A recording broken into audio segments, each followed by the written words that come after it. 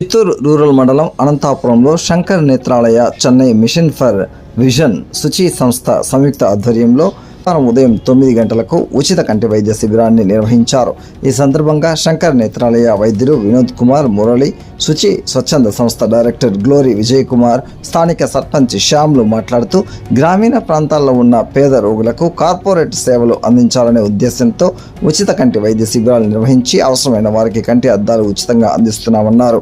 శస్త్రచికిత్స అవసరమైన వారిని ఎంపిక చేసి వారికి ఉచితంగా ఆపరేషన్లు చేస్తున్నామన్నారు. మొత్తం 105 మంది హాజరు కాగా 25 మందిని ఆపరేషన్ కొరకు ఎంపిక చేసి చెన్నై శంకర్ నేత్రాలయకు తీసుకున్నట్టు తెలిపారు. ఈ కార్యక్రమంలో సంస్థ coordinator D Chinnayya, Jacob Thomas, Dhanalakshmi, ప్రభుత్వ వైద్య సిబ్బంది సిహెచ్ఓ సీతా వరలక్ష్మి, సూపర్వైజర్ సంపత్, ఆశా వర్కర్లు రేఖ, గ్రామస్తులు పాల్గొన్నారు.